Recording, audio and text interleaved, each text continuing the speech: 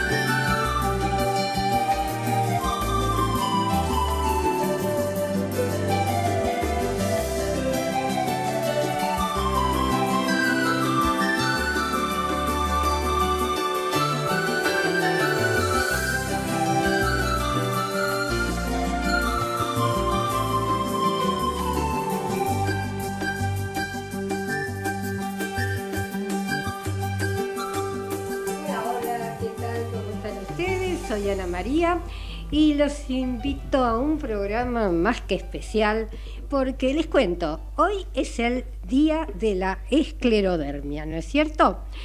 29 de junio. ¿Y saben por qué? Esto es en conmemoración al pintor Paul Klee, que él era un alemán nacido en Suiza y que los últimos años de su vida él sufrió de esclerodermia.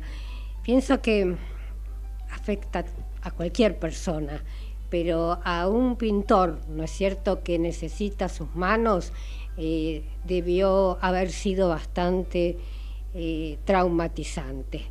Así que vaya nuestro recuerdo a Paul Klee.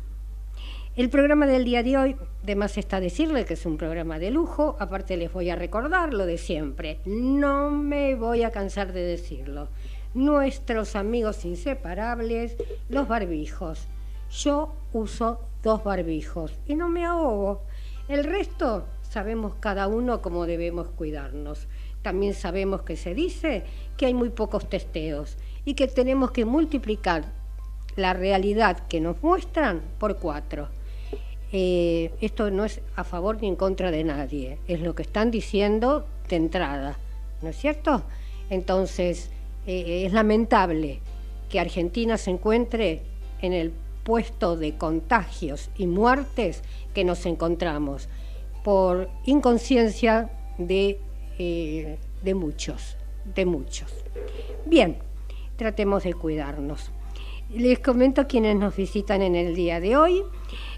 Vamos a tener al doctor Alejandro Nietzsche, vamos a tener a la doctora Brenda Varela, Francisco Smart, que pertenece a la asociación es miembro, ¿no?, de esclerodermia, y al licenciado Gastón Colodro.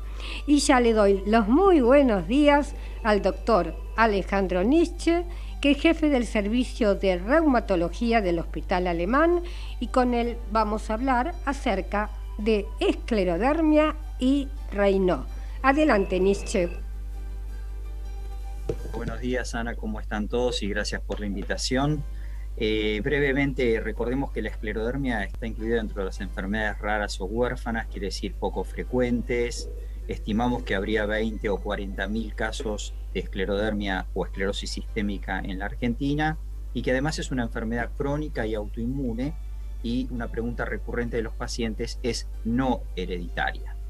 Esto es muy importante aclararlo. Puede haber que en la familia haya varias personas con diferentes autoinmunes, pero no hereditaria.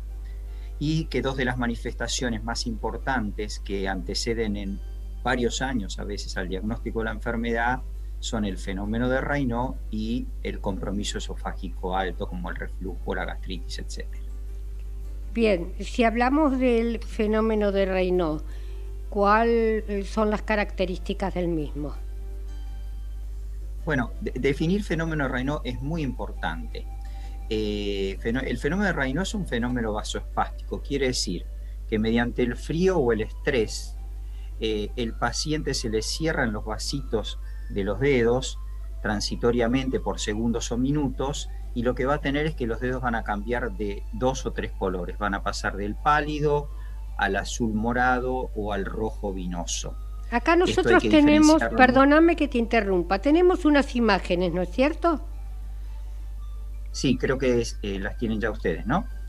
Muy bien, acá las tenemos. Bueno, te escucho. ¿Podemos pasar la otra imagen? La otra imagen, por favor. Ahí va. Entonces, acá lo que tenemos son las manos de los pacientes, donde ustedes pueden ver que el fenómeno Raynaud, como dije, es un fenómeno vasoespástico, transitorio y reversible, que dura segundos a minutos. Si ustedes miran detenidamente los deditos, van a ver que algunos de los dedos de estas manos están azules, y por el contrario, la mano que está en la parte de abajo y en el medio está totalmente rosa, es una mano que no tiene ningún daño. Entonces, lo importante es que nosotros evitemos este fenómeno de Raynaud, que no solamente se da en las manos, sino que se da en los pies, en el mentón, en las orejas, en los pezones, es decir, en diferentes partes del cuerpo que pueden estar expuestas al frío y al estrés. ¿Y por qué es importante que cuidemos el fenómeno de Raynaud? Porque es una expresión de lo que está sufriendo el resto de los vasos del organismo. Esto es un fenómeno que se da a nivel visceral también. Entonces es importante que el paciente con esclerodermia, y este es un primer mensaje, trate de no tener Raynaud activo. Quiere decir que tenga sus manos con buena circulación. Se tiene que cuidar del frío y tiene que estar adecuadamente medicado para el Raynaud con lo que indique su médico tratante. Ahora te hago y la una otra pregunta. plaquita, que si la podemos... Sí, ya la pasamos, la próxima. Sí, te hago una pregunta. ¿Se puede descubrir una esclerodermia a través de lo que vos acabas de explicar cuando empieza el paciente así? Bueno, excelente pregunta. Deberíamos descubrir si el paciente tiene o no una esclerodermia. Entonces, dejemos un concepto tranquilizador. De cada 50 pacientes que tienen fenómeno de Raynaud, corroborado por el médico, solamente uno tendrá esclerodermia, y eso lo definiremos con una serie de variables clínicas, el examen físico, el examen de la piel, anticuerpos y capilaroscopía. Pero llevemos tranquilidad. Pero el fenómeno de Raynaud antecede en 12 o 15 años al diagnóstico de la esclerodermia. Por eso es muy importante que el paciente, si se ve las manos con cambios de color, vaya y se estudie. Si puede acceder a un reumatólogo sería lo ideal. Y recordar que hace muchos años se definía a la esclerodermia como una enfermedad de la piel. Entonces, esclerodermia quiere decir que la piel se pone dura. Pero en realidad la enfermedad empieza en el endotelio, en los vasos. Por eso es el fenómeno de Raynaud la primera manifestación.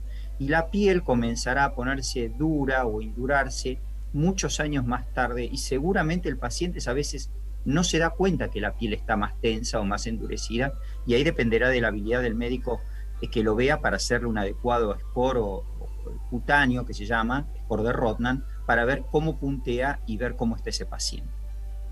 Acá lo que ustedes ven, por ejemplo, en esta plaquita que les acerqué también, es el impacto en la piel del paciente. Fíjense que ustedes se pueden imaginar que en los brazos y en las piernas la piel está muy tensa, muy endurecida, y que genera una discapacidad importante. Lo que estamos viendo es que el paciente tiene la mano en garra y con incapacidad de cerrar los puños. Por lo tanto, esta enfermedad debemos diagnosticarla tempranamente para que podamos revertir esto de alguna manera con ayuda de un terapista ocupacional, de rehabilitación y medicación. Perfecto. Dijiste que no es una enfermedad hereditaria. ¿Qué forma existe de comprobar? ¿Hay un análisis genético? ¿Es por pesquisa médica? ¿A qué edad puede llegar a aparecer? Muy bien. La esclerodermia es una enfermedad que puede afectar tanto a niños como a adultos.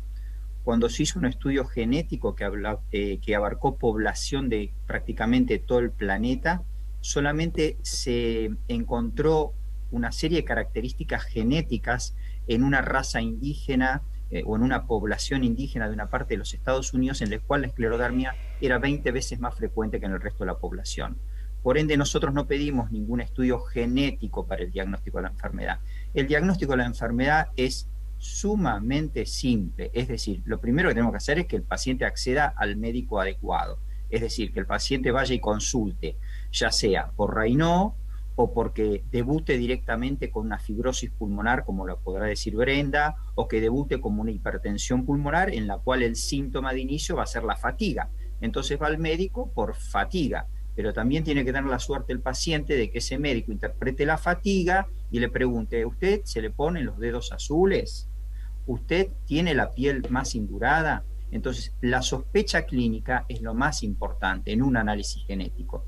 Y luego lo que pediremos es algún anticuerpo, que es determinar, ver si de acuerdo a un determinado anticuerpo yo puedo predecir que el paciente va a comportarse más. Por ejemplo, para hacer compromiso pulmonar intersticial, como es el que ve Brenda, compromiso de hipertensión pulmonar o compromiso renal. Es decir, yo puedo en cierta forma predecir, de acuerdo al anticuerpo y de acuerdo a la induración de la piel del paciente, cómo se va a comportar mi paciente.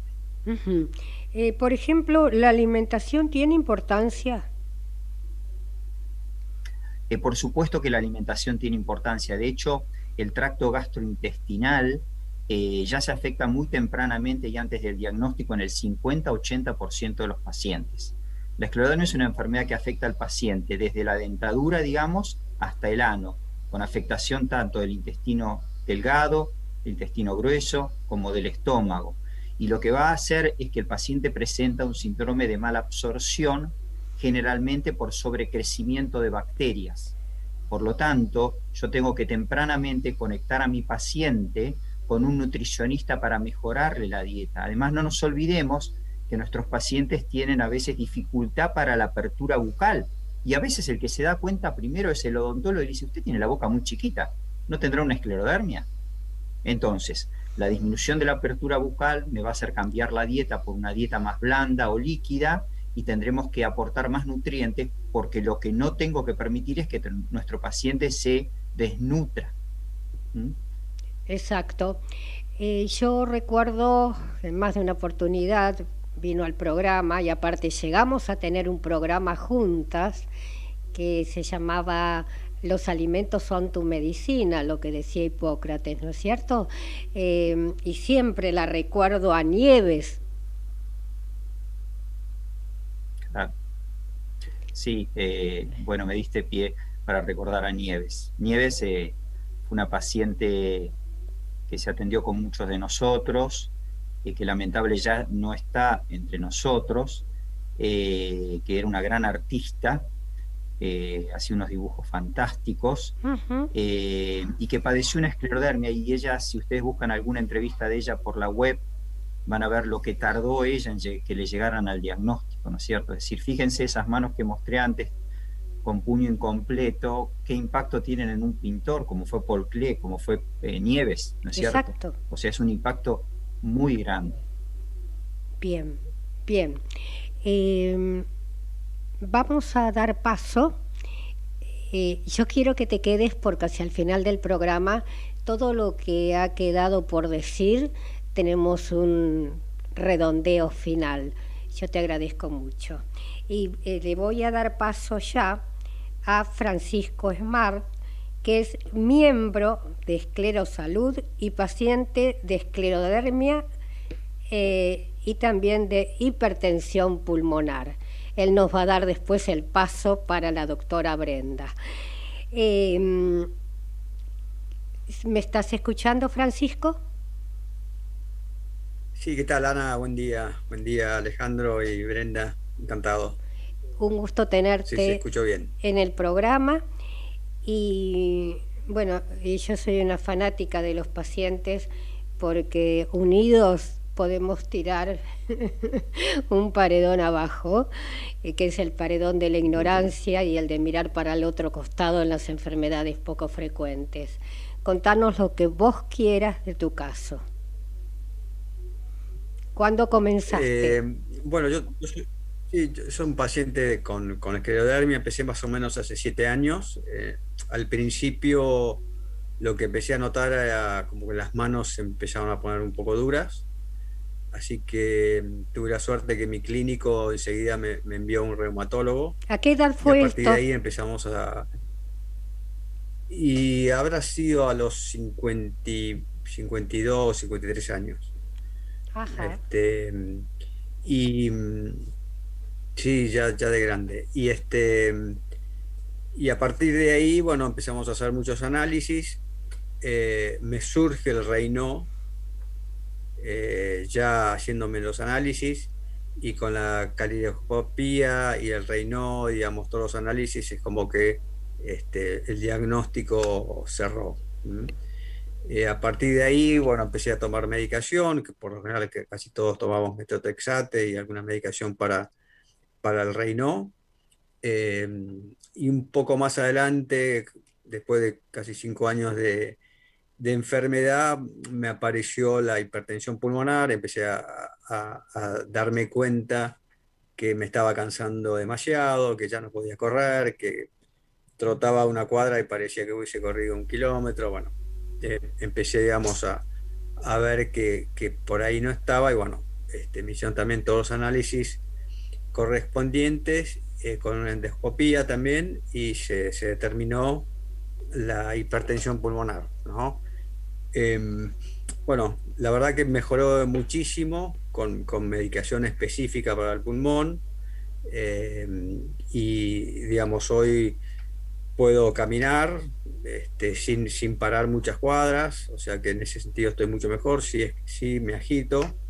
eh, Correr no sé, no puedo, o por ahí es como cuando subís una escalera rápido te agitas rápidamente, pareciera como que te falta el oxígeno muy rápido, ¿no? Pero la verdad que en ese sentido estoy, digamos, como muy bien tratado, tomando medicación semanal y diaria con respecto a eso. Y bueno, mucho control médico. Digamos, la fiaca de la esclerodermia es que uno tiene que estar constantemente haciéndose análisis de corazón, de pulmón, bueno, y análisis de sangre, para verificar, digamos, bueno, que la enfermedad esté más o menos contenida y que no vaya avanzando hasta las otras, a, a los órganos, ¿no? Así que Exacto. bueno, la Eh, verdad que, bueno, bien, y con Ana en Esclerosalud, un poco Ana la es la organización, líder, Ana María Salas es la líder de Ana Esclerosalud. María Salas,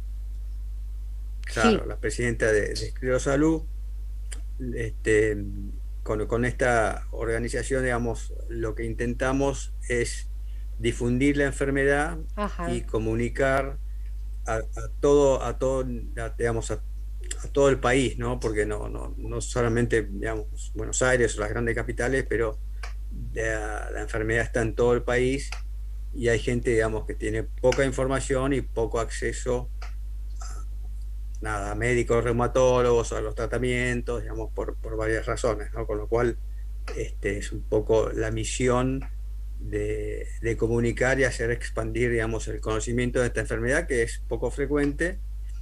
Pero bueno, hay una cantidad importante, como dijo el doctor Nietzsche, en Argentina, ¿no? De exactamente. gente con esclerodermia. Francisco, yo no quiero saber el nombre de la medicación, ¿no es cierto? Lo que quiero saber es el precio. Sí, sí. ¿Cuántos? Bueno, ese es un tema muy importante, porque si no tuviera la obra social, la medicación del pulmón es absolutamente cara, ¿sí? esa es una medicación carísima que sale casi 300.000 pesos por mes. ¿Mm? Después el Metrotexate, bueno, No me digas, no me digas nada. Nombres no digo, bueno, esas, no por me acuerdo favor, te lo pido. bueno, esas que son como básicas, hoy en día son como muy básicas, Sí, no son tan caras, pero las específicas son muy caras sí. y realmente si uno no tiene acceso a una cobertura, casi te diría que es imposible sostener, ¿no? Son Te hago otra valores pregunta, muy Francisco. altos. ¿La de 300.000 pesos sería la biológica?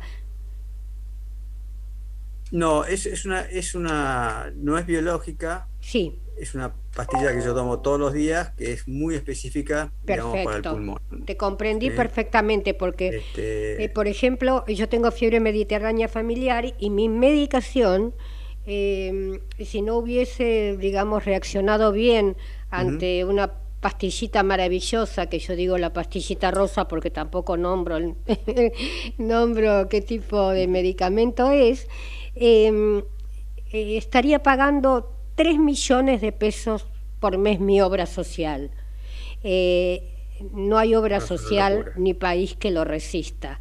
O sea que vos me diste muy bien el pie para hablar de lo caro que es la medicación y que en estas condiciones hay pacientes que tenemos la suerte de una obra social, de una prepaga o de sabernos mover con un abogado para un recurso de amparo, pero hay otros pacientes que mueren sin ser medicados. Te escucho, Sí, es una Francisco. realidad muy triste porque es así. O sea, si uno no está cubierto, es imposible acceder a ese nivel de medicación. ¿Mm? Exacto. Es, Entonces, es con complicado. respecto a tu vida actual, podés desarrollar una vida como todo el mundo. O sea, no vas a jugar un partido de Sí. fútbol, pero podés hacer de todo.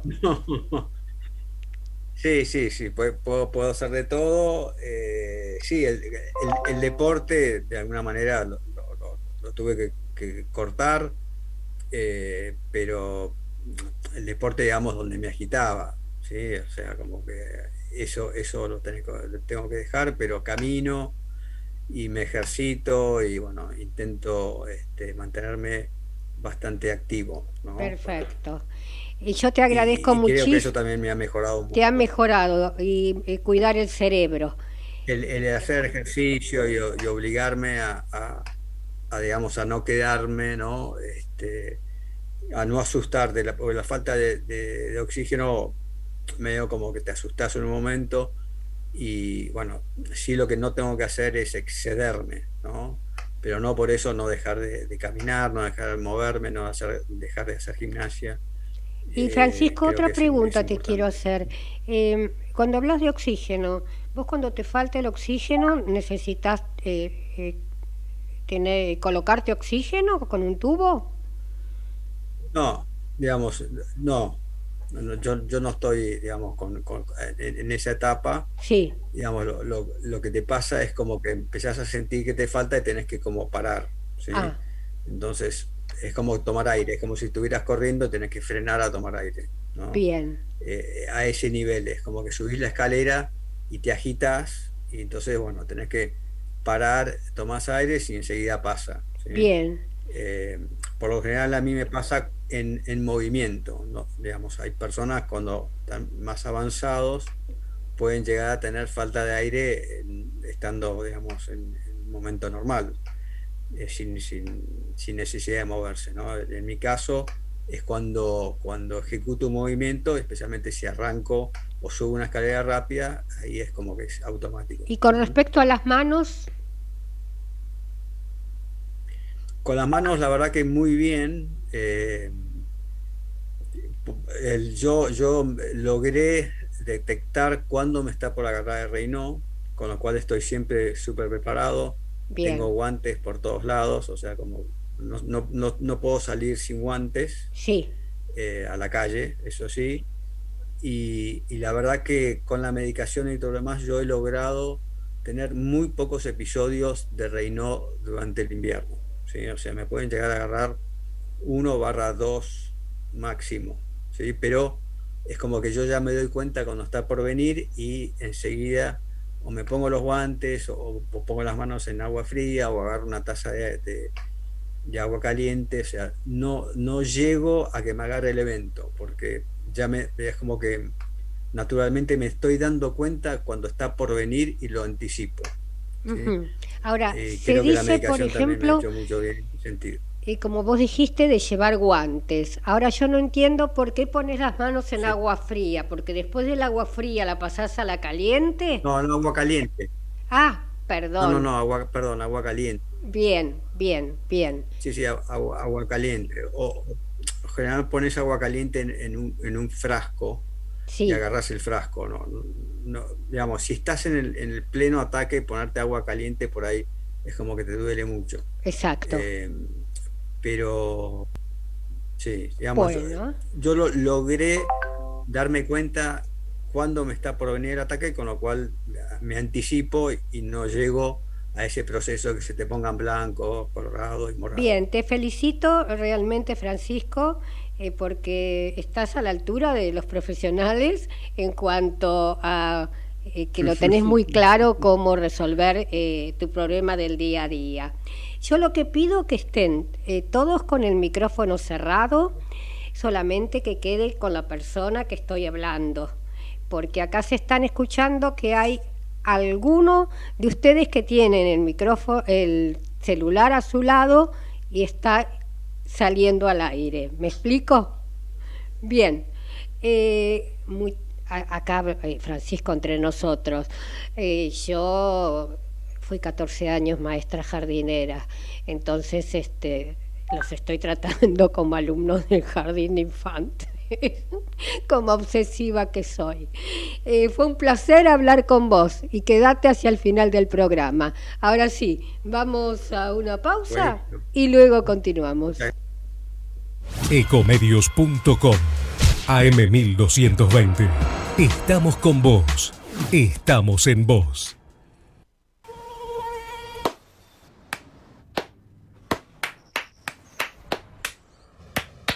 No aplaudamos al mosquito, combatámoslo en serio. Para combatir el dengue, el zika y el chikungunya, evitemos que los mosquitos piquen y se reproduzcan. Usemos repelentes, coloquemos tules en la cuna de los bebés y demos vuelta a contenedores para que no se acumule el agua. Si tenés fiebre alta, dolor de cabeza y dolor muscular, no te automediques y acudí al médico. Encontrá más información en argentina.gov.ar. Argentina Unida, Ministerio de Salud, Argentina Presidencia. En el Banco Nación tenemos crédito a las que nunca le bajamos la persiana a los sueños. Los que queremos hacer realidad lo que planeamos en una mesa de café. Tenemos crédito a los que nos llevamos trabajo a la casa para seguir dando trabajo. Y las que hacemos que cualquier proyecto sea grande. En este tiempo de pandemia, el Banco Nación apoyó con créditos de más de 317.000 millones de pesos a todos los sectores productivos del país y los va a seguir apoyando, porque en el Banco Nación, cada argentino y cada argentina cuentan. Reconstrucción Argentina. Informate en ecomedios.com. Seguinos en TikTok, @ecomedios1220. Si usted tiene alguna inquietud sobre su salud o la de su familia, Hablemos de Salud les responde vía mail. Tomen nota, hablemosdesalud@hotmail.com o a través de nuestra página www.hablemosdesalud.com.ar. Karina Uranga, distinción en estética, tratamientos faciales y corporales, Escuela KU, cursos de cosmetología y estética corporal. WhatsApp 11 36 12 30 35, Caballito, Ciudad Autónoma de Buenos Aires. Look 5D. Transforma tu imagen para una buena comunicación con el entorno. Trabajamos desde lo físico hasta lo energético. Tratamiento integral para el cabello, rostro y cuerpo. José María Moreno 393 Caballito, Ciudad Autónoma de Buenos Aires. Facebook e Instagram, Look 5D.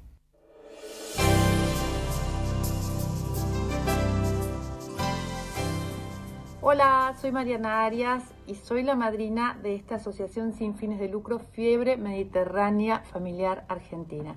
Si tenés alguno de estos síntomas de manera esporádica en niños, fiebre sin motivo, dolor abdominal, vómitos, problemas esqueléticos, en adultos, dolor muscular, torácico, pulmonar, articular, presión arterial alta, erupciones, vómitos, problemas intestinales y no tenés un diagnóstico certero, es posible que tengas fiebre mediterránea familiar, una enfermedad genética de difícil diagnóstico y muy poco frecuente. Tu médico puede detectarla a través de un análisis genético. Nosotros queremos ayudarte, por eso contactanos en nuestro Facebook Fiebre Mediterránea Familiar Argentina, pacientes y familias. Te estamos esperando.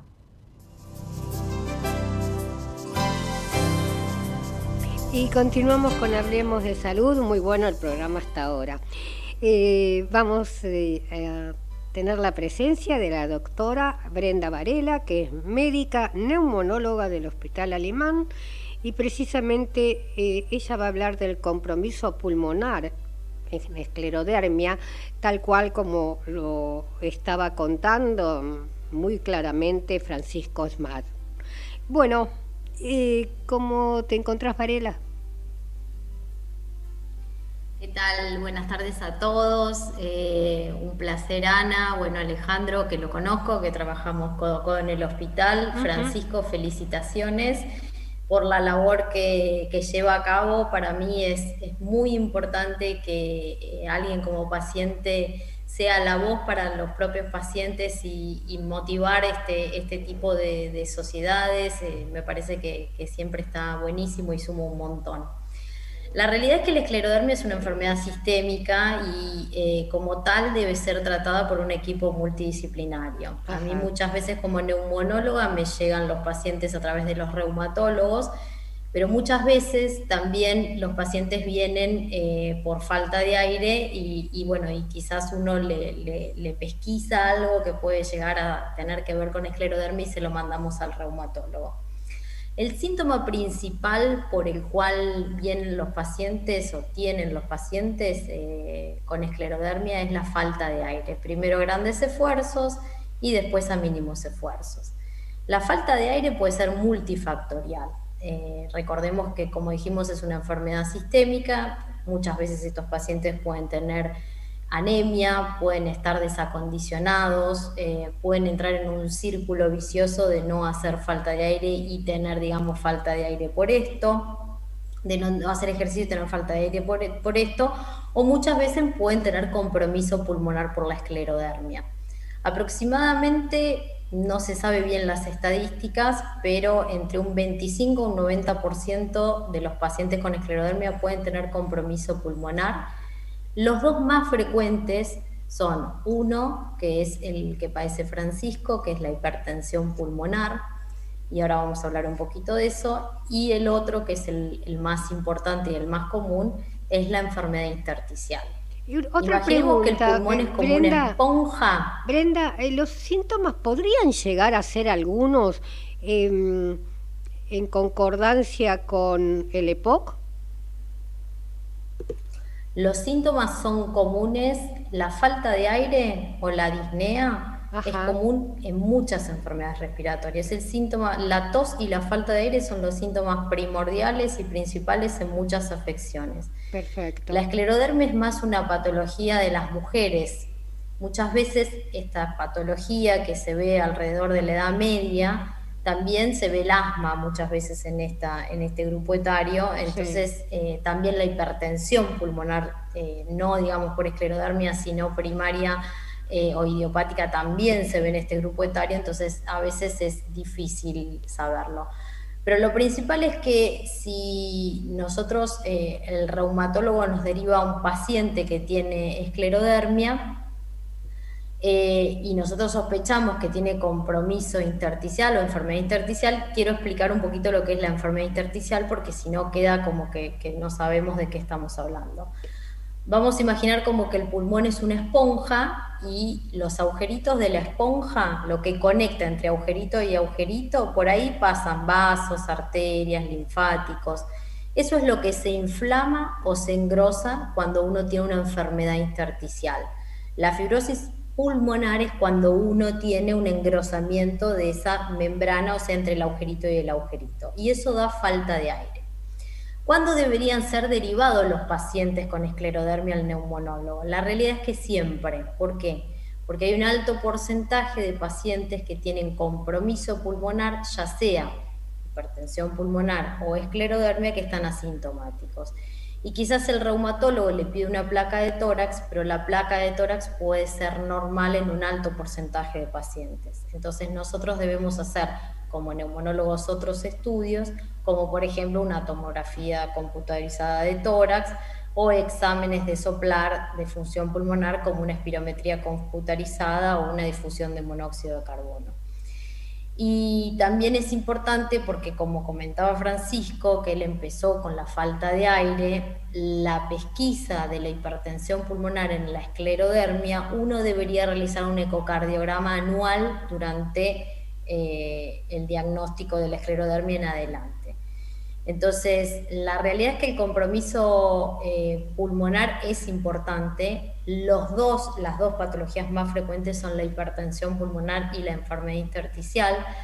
Lo que contaban un poquito de las drogas caras, hay una cosa que tiene positivo, que es que realmente estas drogas que se llaman vasodilatadores pulmonares, que se usan para la hipertensión pulmonar idiopática, y como se piensa que la esclerodermia tiene un sustrato común con la hipertensión pulmonar primaria, ha cambiado la mortalidad en hipertensión pulmonar. Esto es importantísimo. Por eso, pese a que las drogas son caras, es muy importante. Lamentablemente en enfermedad intersticial las drogas también son caras asociadas a esclerodermia, pero todavía no han logrado mejorar la mortalidad. Entonces es muy importante que, a pesar de que las drogas sean caras, reforzar este concepto que han cambiado el curso natural de la enfermedad en hipertensión pulmonar. Sí, totalmente, totalmente. Uno habla porque realmente es inaccesible. Imagínate que yo no podría pagar 3 millones de pesos y la droga se supone que es muy buena. Nadie lo puede pagar, por eso hay recursos, como bien comentabas, Ana, sí, para digamos, contar con la medicación y que todos los pacientes estén medicados, porque es un derecho a la medicación. Exacto, exacto. ¿Qué consejo se le puede dejar a una persona que está atravesando esta situación? Porque pienso que todas las enfermedades tienen su parte grave, ¿no? Pero el hecho de que a uno le falta el aire debe ser bastante preocupante. Sí, lo que hay que hacer es, bueno, de acuerdo a la patología que uno tenga, puede, si tiene enfermedad intersticial o mismo hipertensión pulmonar, muchas veces uno lo que tiende a hacer es quedarse como quieto porque no quiere, digamos, tener más falta de aire. Y ahí uno entra en un círculo vicioso, que es lo que yo hablaba previamente, que es el desacondicionamiento del cuerpo. El paciente con esclerodermia tiene falta de aire, como dijimos, por muchas causas. Entonces, quizás hacer algo de rehabilitación pulmonar, quizás hacer la consulta con el neumonólogo para ver si necesita oxígeno a tiempo. Los pacientes que más necesitan oxígeno no son los de la hipertensión pulmonar, sino son los que tienen enfermedad intersticial, o sea, los que tienen fibrosis pulmonar o compromiso intersticial en el pulmón. Entonces, hacer la consulta con el neumonólogo, que le pida los estudios como la caminata de 6 minutos para ver si el oxígeno cae durante la marcha. El oxígeno realmente los va a ayudar a sentir menos falta de aire, menos fatiga y bueno, digamos, el consejo es seguir con sus médicos y con médicos que sean especialistas en estos temas. Exactamente. ¿Crees que son necesarias y útiles las asociaciones, y vos de pronto le aconsejás a los pacientes que se acerquen? Bueno, realmente hace muy poquito falleció un paciente mío con fibrosis pulmonar, que era el fundador de la Asociación de Fibrosis Pulmonar, así que bueno, sí. Paciente mío de muchos años, sí. A quien yo quería muchísimo, a él y a toda la familia, y la verdad es que él le hizo muy, pero muy bien la asociación, le hizo muy bien. A mí me parece que es importante, que es un espacio para los pacientes en donde ellos mismos tienen que elegir o de repente evaluar a los médicos que quieren invitar o la información, pero me parece que es un espacio de los pacientes y que el saber que la persona que está al lado padece lo mismo que uno y que pueden hacer talleres y que se pueden hacer un montón de cosas o ayudar en los trámites de la medicación, el oxígeno, creo que es muy importante. Y es muy importante que el médico entienda que es un espacio de ellos, que si nos necesitan porque necesitan una charla, nosotros vamos a estar, pero que sea un espacio de los pacientes.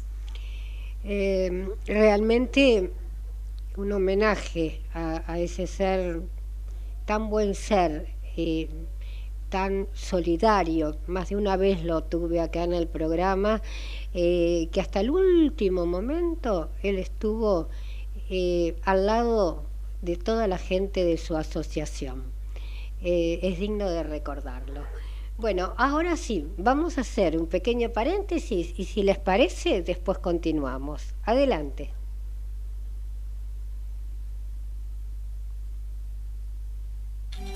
El objetivo de Hablemos de Salud es brindarles a través de una calificada información los conocimientos necesarios para la prevención de enfermedades mediante la promoción de la salud.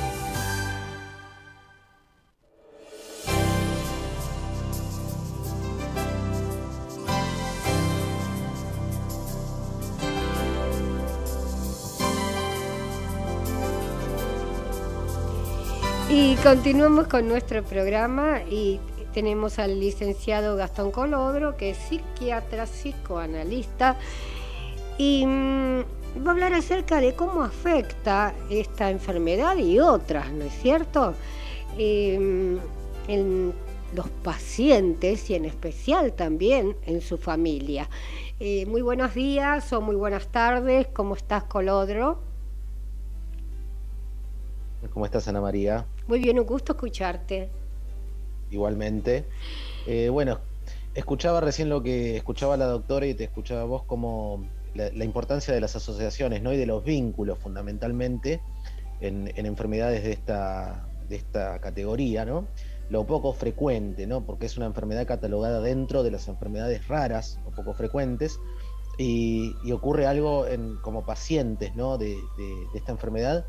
El por qué a mí, ¿no? Porque es una enfermedad poco frecuente que se da, que es rara, entonces aparece el primer impacto emocional, me parece que ocurre, es ¿no? La pregunta de por qué me pasa a mí y cómo afrontar esta situación, ¿no? A nivel emocional. Por eso recalco el diálogo que tuviste con la doctora por la importancia de los vínculos, ¿no? De rodearse con personas que estén en la misma condición y se puedan apoyar y se puedan informar y contener en este trayecto, ¿no? en este camino que es transitar esta enfermedad. Exactamente, Colodro.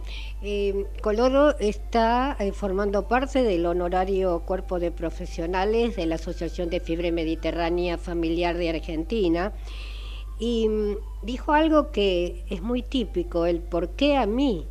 Entonces tiene que sostenerse, aparte de la enfermedad, es como, lo puede llegar a sentir como un castigo. ¿Por qué no le tocó a otro? ¿Por qué mi situación?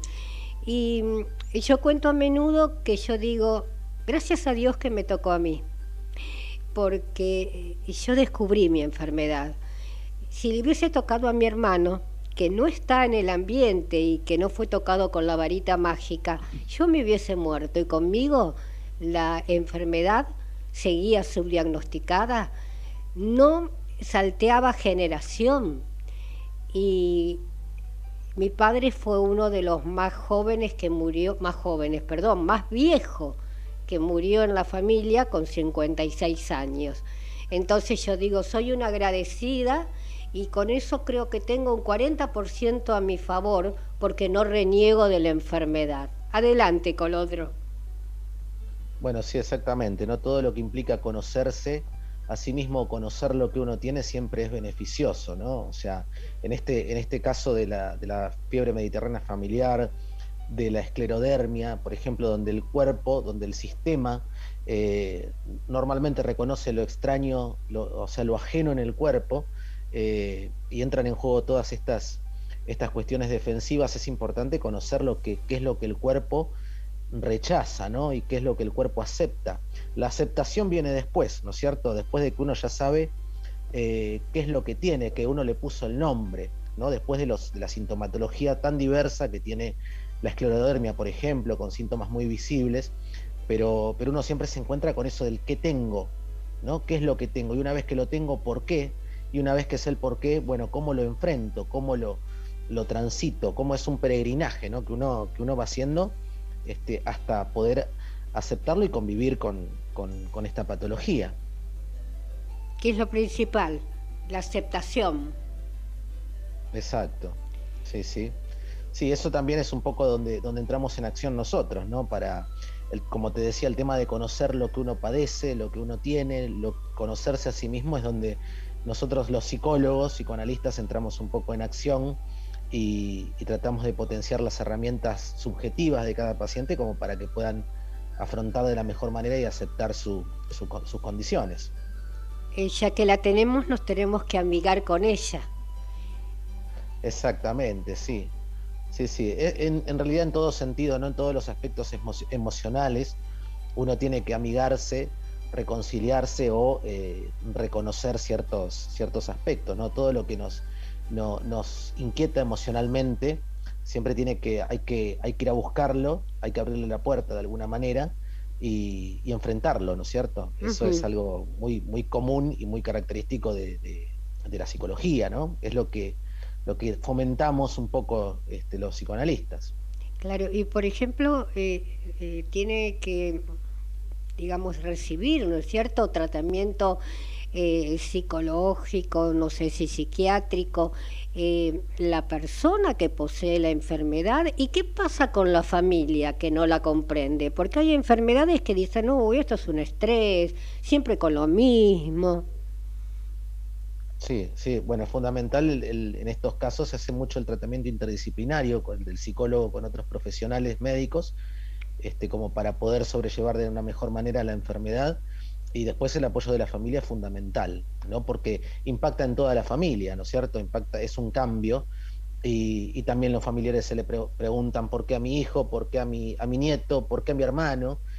También hay preguntas e inquietudes emocionales y ansiedades y angustias que aparecen en la familia, pero la contención y los vínculos son muy importantes. La contención de la familia para con el paciente, la contención del psicólogo, del profesional para con el paciente, y después la compañía del paciente de sus pares, ¿no es cierto? De sus pares, en realidad de las personas que transitan de alguna manera la misma condición. Algunos dicen, ¿por qué voy a ir al psiquiatra a recibir más pastillitas? ¿O por qué voy a ir al psicólogo si yo no estoy loco? Si yo o loca, yo no puedo, yo voy a salir solo. ¿Es fácil salir solo de una situación así? No. De ninguna situación que implique una carga emocional es fácil salir solo.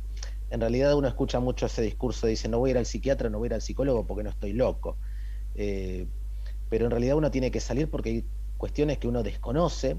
A veces uno está muy, muy arraigado a una forma de pensamiento y una forma de sentir las cosas que por ahí necesita ponerse desde otro lugar, ¿no?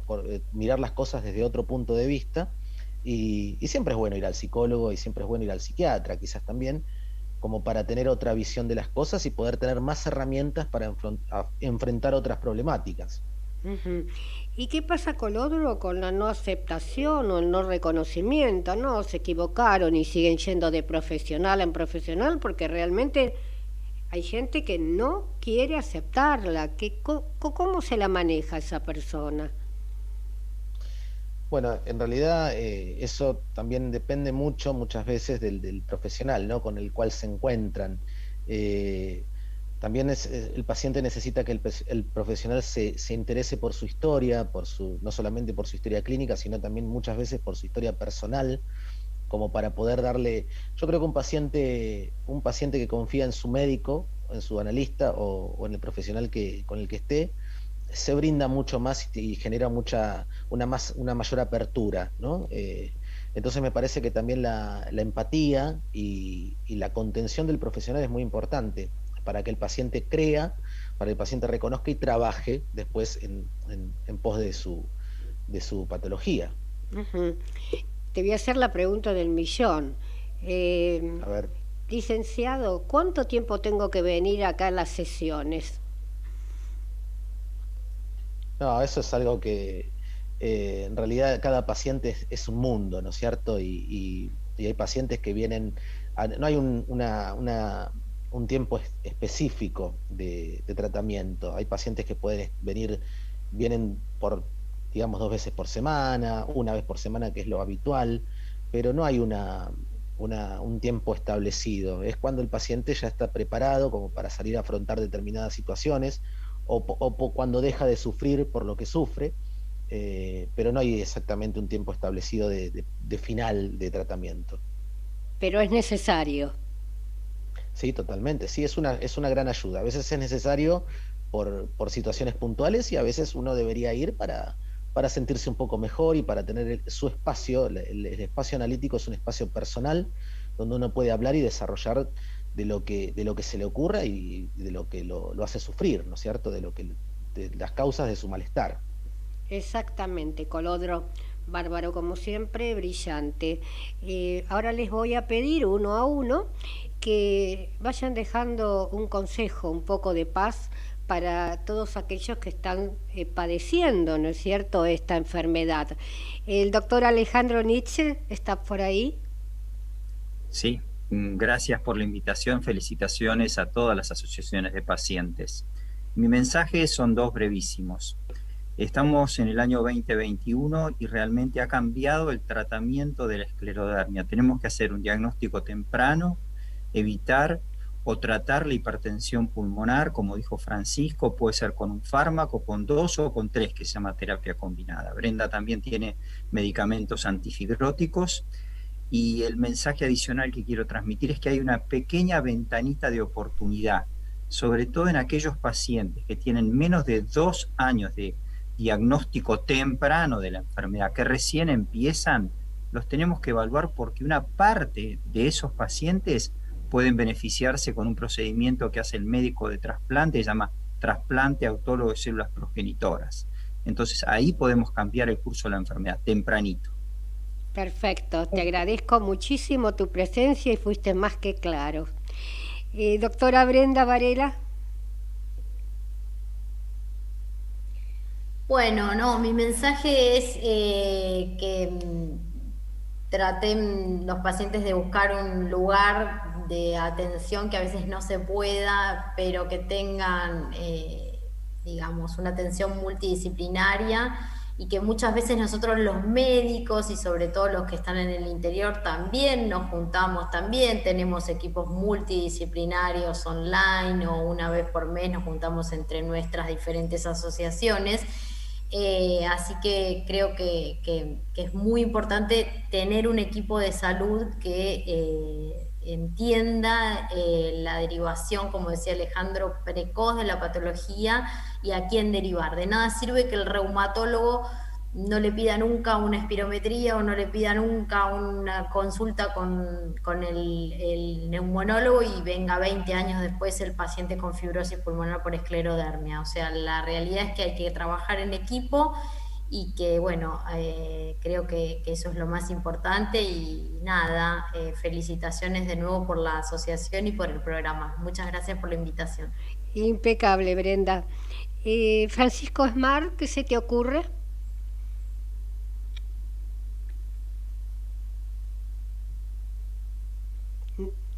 No sí, te estamos escuchando. Sí. Ahora está. Perfecto. Bueno, me gustó mucho lo de Gastón Colodro con respecto al tema de la aceptación de la enfermedad, porque a partir de ahí es donde uno puede empezar a tomar conciencia y responsabilidad sobre la enfermedad que uno tiene, y cuando uno hace eso es como que empieza, digamos, un cuidado distinto, especialmente en esto de estar atendido con los profesionales de las distintas áreas, ¿no? Un poco como decía Brenda recién, no es solamente reumatólogo, sino uno va a tener que ir al reumatólogo, al de pulmón, al de corazón, digamos, es variado el tema, pero se lleva digamos, se lleva perfectamente.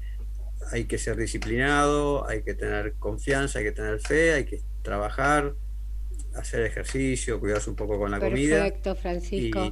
Perfecto. Y nada, darle para adelante. Bien, sabemos que sos buen representante de Esclerosalud y que sos un paciente experto.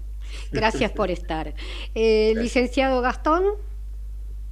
Bueno, un poco siguiendo la línea de los profesionales que han sido muy interesantes. Bueno, siguiendo totalmente el trabajo interdisciplinario y mucha contención de tanto de la familia como de los profesionales es fundamental. Perfecto. Realmente un programa de lujo. Desde ya los voy a invitar para un próximo programa y lo único que me resta es despedirme de la audiencia. Tantos años siguiéndonos por diferentes radios y medios de televisión. Esperemos seguir en pie y poder llegar a muchas familias más. Les mando un beso muy grande y los espero el próximo martes en este mismo horario. Cuídense. Chau, chau.